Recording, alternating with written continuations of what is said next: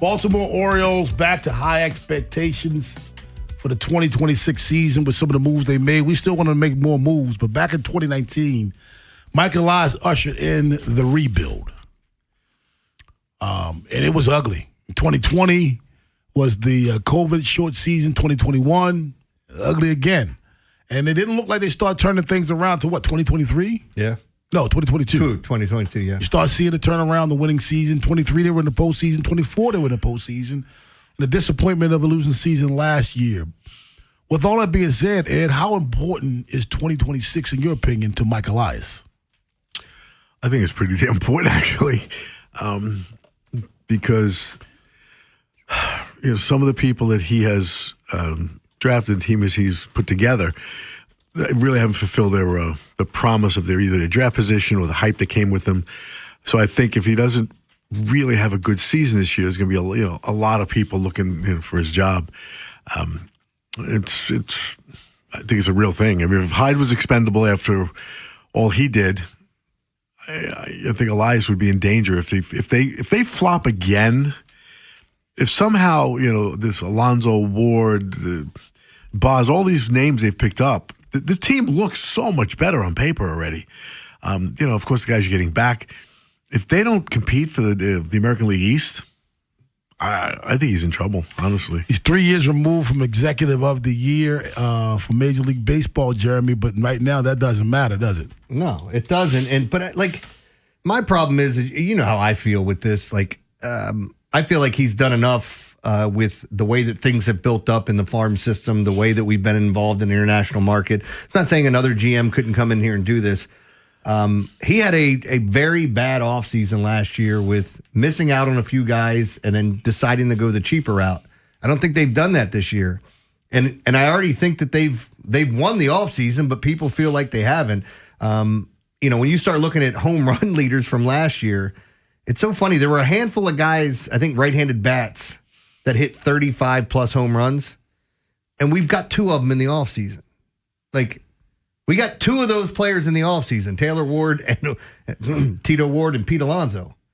You added that, plus more starting pitching, plus a closer, and then there's other pieces there as well. So, they've had a great offseason, and I feel like people are going to think it's a terrible offseason if they don't get Framber. That would be not a terrible offseason for me, but a disappointing one. Yeah, but we don't know what he's asking for. You just going to give it to him? No. I'm not judging him for it because I don't know, but that doesn't mean I'm not disappointed. Fair enough. I'll be disappointed. It's funny. If we don't get him, fans aren't going to want to hear about how difficult. Even if he's asking an outrageous sum of money or the terms are ridiculous, who cares? That's the problem with this. And something's going on that he's still hanging out there this long. Yeah. I mean, is he overvaluing himself? Does he feel like somebody's going to burst in and say, hey, you got to get paid this and give him what he wants? But I mean, who would you have taken over? Or Freddie Peralta or Framber Valdez? I'd Freddie Peralta 10 out of 10 There you times. go. He's scooped up already. The Mets did give up one of the better. They had two huge prospects, and they gave up one of the best ones in baseball to get him. But I would have given up Kobe Mayo and another prospect to go get him. Would they have taken Kobe Mayo for him, though? That's a big question. Yeah. Because the problem is, what happens when people call with the Orioles. It's like, well, we want to hear about Jackson Holliday, Sam Basayo. Let's talk about these other guys, not the guy that got to the major leagues, and we haven't seen him, really take off at this level. Because I think Kobe Mayo has a lot of holes in his game, to be honest with you. I don't think he's as much of a slam dunk as I feel about Dylan Beavers, as I feel about Sam Basayo, as I felt about Jackson Holliday. I don't put Kobe Mayo in that category. And I could be wrong, but I see too many holes in his game. I don't know if teams covet him the way we may think they covet him.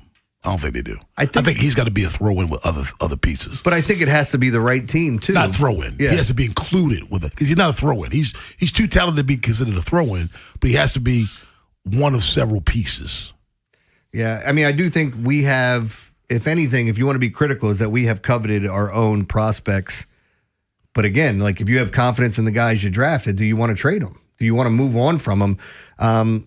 But this is the point. When we talk about prospects, they're here for two reasons. To be traded to get players for now or to develop to be players for us. That's it. So you're going to have to look at some of these options. And by the way, all the pitching options that we talked about trading for, Freddie Peralta, Mackenzie Gore, Edward Cabrera, there's another one I'm missing in there. They all got traded already. So, you're looking at this situation. So if you're not going to come back to Framber and say, hey, we're going to give you an extra year, does he want 2 extra years? At his age, you might not want to do that. Or does he just want to hire AAV on a shorter term? So I would give that. I'd be willing to pay more money on a shorter term deal. I would, yeah. 3-year deal, give him $35 million. The thing that fans don't want to hear is if you miss out this year on starting pitching on one of these guys, it's not. I don't think you should have a knee-jerk reaction of going and signing somebody just so you got someone. Next year's open market is way better if you're going to spend that type of money on a starting pitcher. You're right. So get somebody this year and next. Hey, it's not my money. It's not mine. I don't care. 410-583-1057 is the number. Baltimore's Big Bad Morning Show on the Fan. Ed, can this team compete for the AL East title as it is right now without Framber? Absolutely. I mean, they've done a lot, man. It's like they're one of if not the most successful team in the offseason. I mean, it's certainly one of them. Like, it's probably them and the Mets, I would think. Who, made the Mets quietly had an amazing, and it's not really even quietly, really now, but like people are like, oh my God, the Mets aren't doing anything, and then all of a sudden you look and go, wait a minute, they did everything. Yeah. That team's way better than it was last year. And on top of it, you got Jonah Tong. You've got other pitchers that are coming up going to be a part of that rotation. Yeah. And Freddie Peralta. Are you kidding me? Yeah. So, I mean, I think the Orioles did a great job as far as building the roster in the offseason. So if you don't get Framber Valdez, and now I've almost resigned myself to the fact that he's not coming because it's taking too long. It's like, all right, come on. Do it. Go get off the pot, dude. See, we're so far removed from these negotiations. Every year we have this. It's just other teams doing it. So we're losing faith because we haven't been in this situation. Every year you have guys at the last minute signing in the 11th hour. And I understand why fans, I understand why you're saying, well, it's not going to happen because it's taking too long. If it doesn't happen, it's not because it's taking too long. It doesn't happen because the terms what the Orioles were offering weren't right. But I think the Orioles are legit players in it, numbers-wise and years-wise. Well, maybe I misspoke. I don't mean I don't think it's going to happen. I just prepare myself that it's not going to happen. Prepare yourself for the worst. Yeah, like, this isn't going to happen. And if it does, it'd be like, yay! If it doesn't, it's like, well, I knew that was happening. So I do it with everything, frankly. Yeah. I don't believe anything until it happens. Yeah. Like the pension that Judge stole from me in the city. Geller. Thanks. Judge Geller. Thank you. Yeah. But yeah, this is definitely your money, but it doesn't exist. Okay. I did a story about a flamethrower this morning. I feel like if we keep poking him, you don't even have to. We might even get him to break out a flamethrower on the air. City's so corrupt. It really is.